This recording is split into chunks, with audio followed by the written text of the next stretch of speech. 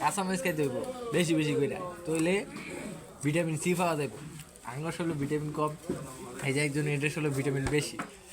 এই দিয়ে এসে কাঁচামরিচ, এখন আমরা কাঁচামরিচ খাবো।